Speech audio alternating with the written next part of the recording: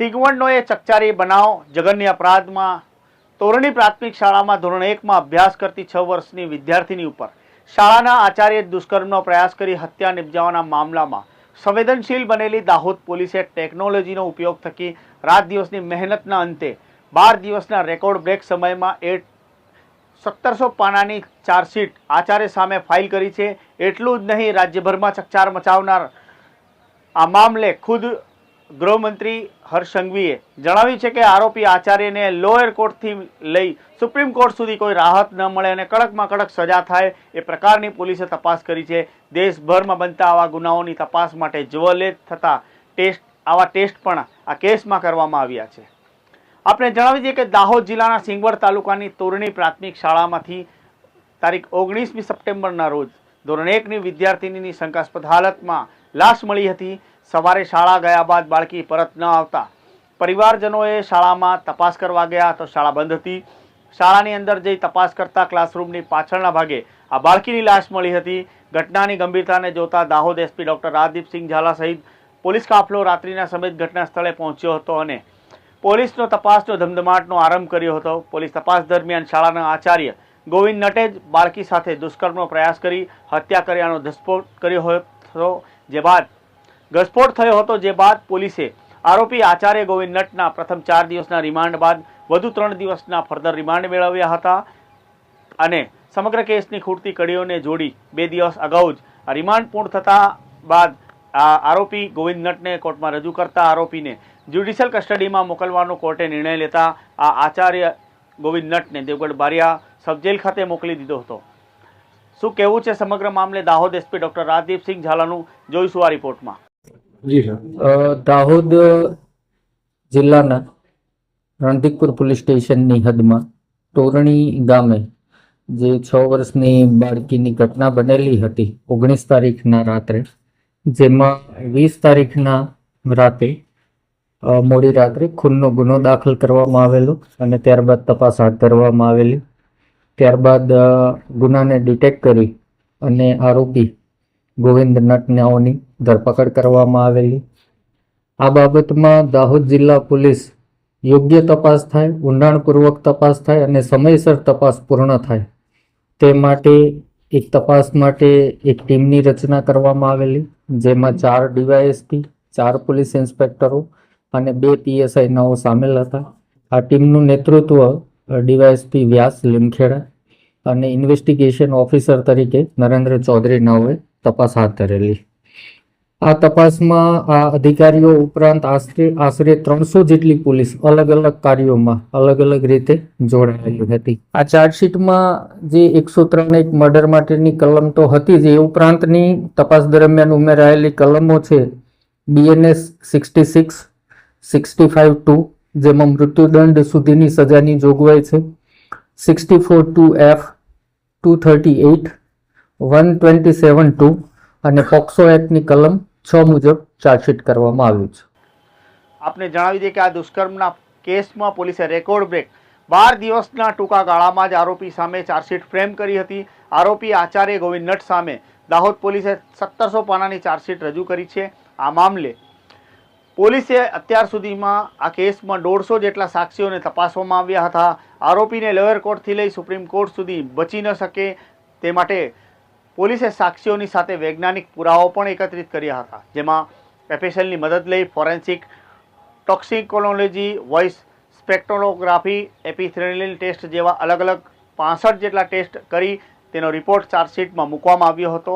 એટલું જ નહીં, દાહોદ એસપી ડોક્ટર રાજદીપસિંહ ઝાલાના માર્ગદર્શનમાં આ કેસમાં પોલીસે એપિથેલિયલ ટેસ્ટ પણ કરવામાં આવ્યો હતો। દેશમાં જૂજ કેસોમાં જ આ પ્રકારના ટેસ્ટ કરવામાં આવતા હોય છે, ત્યારે આ ટેસ્ટ એકબીજાના વ્યક્તિથી ચામડીનું મિલન થયું હોત તેવા નમૂના લેવામાં આવે છે। આ કેસમાં આ આરોપી આચાર્યનો ટેસ્ટ પોઝિટિવ આવ્યો છે। આ મામલે શું કહેવું છે એસપીનું, જોઈશું આ રિપોર્ટમાં। 12 દિવસની મર્યાદામાં આશરે 1700 પાનાનું એક મજબૂત ચાર્જશીટ નામદાર કોર્ટમાં કરી દેવામાં આવ્યું છે।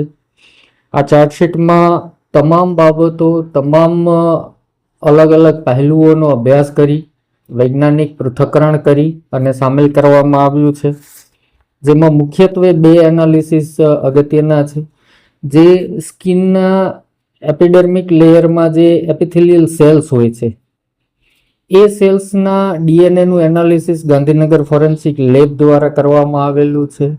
આ એકદમ ડીપમાં ડીપ જે એનાલિસિસ હોય એ એનાલિસિસ ગાંધીનગર ફોરેન્સિક લેબોરેટરી દ્વારા કરવામાં આવ્યું છે. એ ઉપરાંત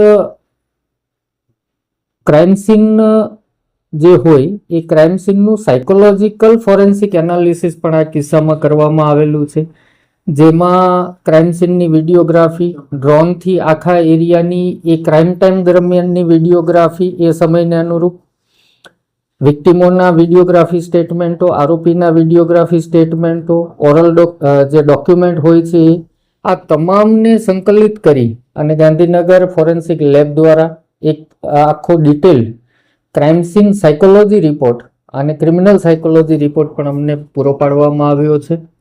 આમ આ બે અત્યંત અગત્યની બાબતો પ્રસ્થાપિત આમાં જણાય છે કે જે ડેપ્થ જે છે ઇન્વેસ્ટિગેશનની, આ ડેપ્થ ઇન્વેસ્ટિગેશન કરવામાં આવ્યું છે. આ તપાસ દરમિયાન 150થી વધારે સાહેદોને ચકાસવામાં આવ્યા છે અમારા મારફતે, અને રાજ્ય સરકારની મંજૂરીથી સ્પેશિયલ પબ્લિક પ્રોસિક્યુટર તરીકે શ્રી અમિતભાઈ નાયરનાઓની નિમણૂક કરી દેવામાં આવેલી છે. આમ આ તપાસ દરમિયાન digital evidences, forensic digital forensic, DNA forensic, forensic biology, forensic chemistry અને એની અંદરનું forensic toxicology, forensic vehicle analysis, crime scene psychological forensic analysis, voice spectrography, આમ તમામ વિજ્ઞાનના જેટલા પણ ફોરેન્સિકના પહેલુઓ છે એ તમામનો આ તપાસમાં સમાવેશ કરી અને આ તપાસ પૂર્ણ કરી ચાર્જશીટ કરવામાં આવેલી.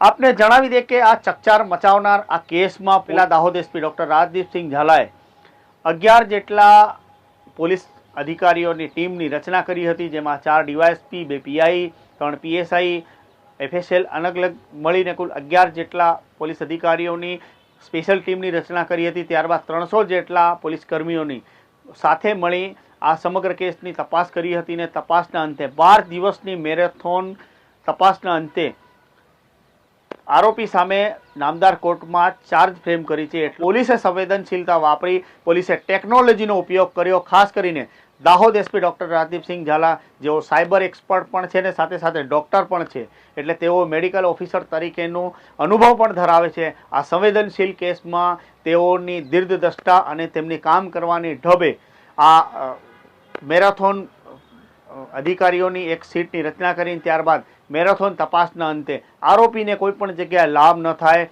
ફાસ્ટ ટ્રેક કોર્ટમાં તેનું કેસ ચાલે અને સાથે સાથે બહુ ઝડપથી તે કેસનો નિકાલ થાય અને તેને યોગ્ય સજા મળે તે માટે પોલીસે તેની પૂરતી તૈયારી કરી દીધી.